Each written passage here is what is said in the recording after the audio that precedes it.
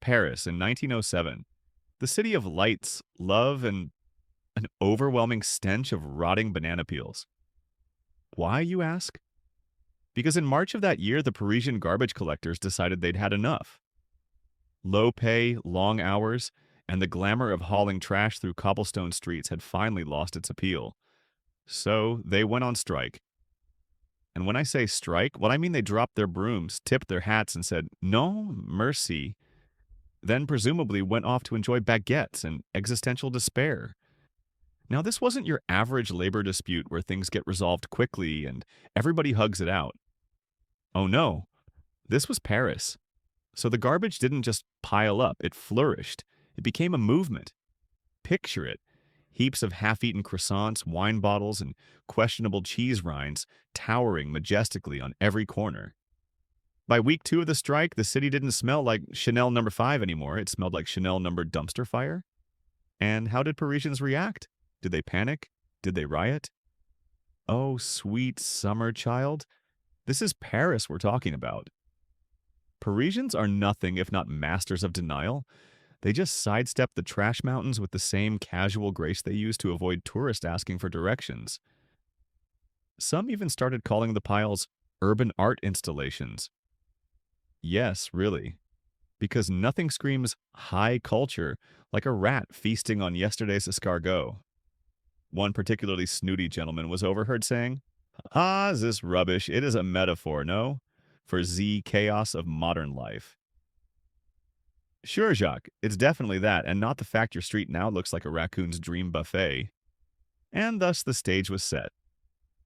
Paris wasn't just drowning in garbage, it was on the verge of accidentally inventing modern art.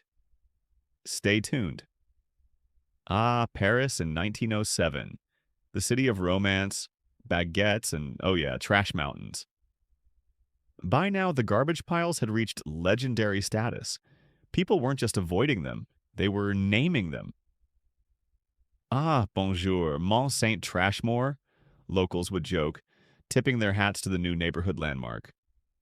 And let's be honest, when your front door is blocked by a 6-foot tower of cabbage leaves and wine bottles, you've got to laugh or cry. Or both. Soon, the city streets became the stage for what historians might call the Great Parisian Trash Parade. But what I prefer to call that time in Paris looked like a dumpster-themed carnival. Kids started climbing the garbage heaps like they were playgrounds, yelling, "Vive le fromage," which is French for, "This smells like feet." Meanwhile, shopkeepers tried to turn the situation into a money-making scheme. One bakery even started selling garbage-themed croissants, which were just regular croissants but served with a side of irony. Très chic. But not everyone was laughing. Wealthy Parisians who were used to stepping over cobblestones, not cabbage, were outraged. "Mon Dieu," one lady reportedly cried.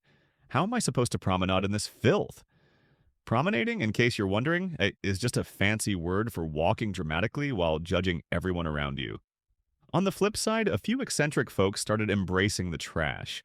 Some called it urban decor, which is just a pretentious way of saying too lazy to move it. One man even built a chair out of broken crates and named it the Throne of Refuse. It wasn't comfortable, but hey, at least it made a statement. And let's not forget the rats. Oh, the rats were thriving. Looks like they'd been waiting for this moment their whole lives. One contemporary writer described the scene as a rodent Versailles. That's right, the rats had their own little palaces. Somewhere, I'm sure one of them was wearing a tiny crown. By the end of week 2, Paris was no longer just a city. It was a living, breathing art installation. Some folks hated it, some adored it, and the rest were just trying not to step in it. But as we'll see next, for a certain group of avant-garde artists, this was no disaster. This was destiny. Now enter the avant-garde artists, aka the folks who looked at a rotting banana peel in the gutter and said, "Ah yes, the human condition." Meet Pablo, Georges, and Marcel.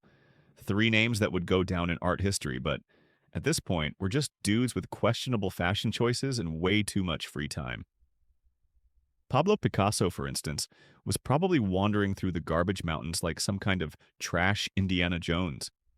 He'd pick up a bent bicycle wheel and a rusty tin can, hold them up dramatically and declare, C'est magnifique. Meanwhile, Georges Braque, his buddy, was furiously sketching what he called still life with moldy baguette. And Marcel Duchamp? Well, he was eyeing a broken toilet lid, already plotting his infamous urinal masterpiece. Spoiler, he'd call it fountain and insist it was art. Because, of course, he would. The thing is, Paris in 1907 wasn't exactly lacking in traditional art. The Louvre was just down the street, full of paintings where everyone looked vaguely constipated but elegant. Yet these guys thought, nah, we can one-up that. Let's use literal trash. And so the avant-garde movement found its muse, Parisian garbage, overflowing, stinky, and free. Perfect for broke artists with big dreams. Historians claim this was the moment modern art was born. I mean, sure, why not? Nothing says a cultural revolution like gluing a fishbone to a canvas and calling it society's decay. The public? Oh, we'll get to their reactions later. Let's just say not everyone was thrilled about paying to look at someone's old boot nailed to a plank. But for now, our trash-turned-treasure heroes were on a roll, literally carting junk home to their studios. Their mantra? One man's trash is another man's gallery exhibit. And so, the streets of Paris became an accidental art gallery. But not everyone was ready to applaud the avant-garbage movement. Some Parisians looked at the piles of trash and said, "Ah, magnifique, a bold commentary on the decay of bourgeois society," while others literally gagged and muttered, "Bold commentary? It's a dead fish wrapped in newspaper." The debate ignited a citywide feud. Was this art or just, smelly nonsense? On one side, you had the intellectuals and artists stroking their beards, or imaginary beards for the beardless ones, declaring trash is a metaphor for the fleeting nature of existence. On the other side, you had Pierre the baker who shouted, "It's a metaphor for rats stealing my baguettes." And Pierre wasn't wrong. The strike lasted long enough for the trash heaps to gain, let's say, personality. Rats were basically holding wine and cheese soirees. Seagulls moved in as noisy landlords, and some particularly bold cats started claiming the piles as their new empire. It was less art scene and more zombie apocalypse for sanitation workers. But here's the twist. Artists didn't just stop at observing the garbage, they started exhibiting it. One painter named Marcel, of course his name was Marcel, set up a display titled Ode to Discarded Dreams, featuring a half-crushed tin can and a suspiciously old cabbage. When someone asked if it smelled, he replied, "Smell. In art, we call that texture." Meanwhile, critics were having a field day. One newspaper headline read, "Is this art or a public health crisis?" Spoiler, it was both. But here's the kicker. This debate over trash as art wasn't just about garbage. It sparked a bigger question. Who decides what has value? If a banana duct taped to a wall can sell for $120,000 a century later, maybe Marcel was onto something. And thus, the trash heaps of 1907 became the birthplace of a new movement, modern art. Or as Pierre would call it, modern nonsense.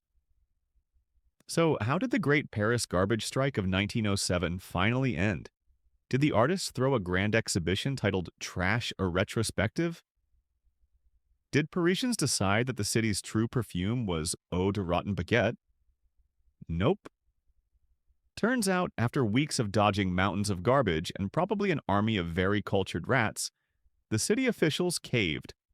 They struck a deal with sanitation workers and, voila, the trash was hauled away.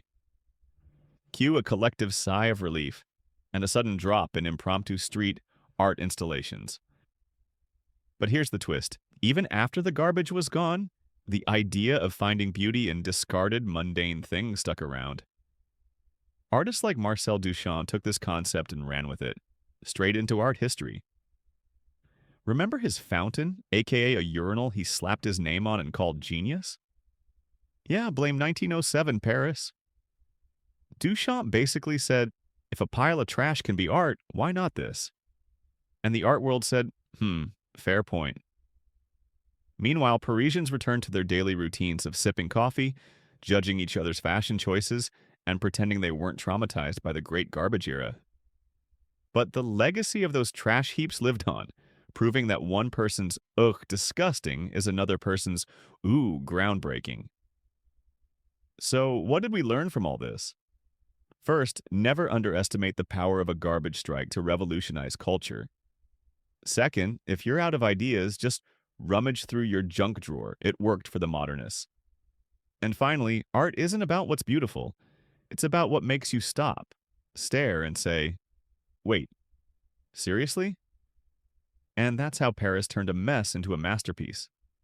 Truly, the city of lights. And occasionally, the city of smelly, groundbreaking trash.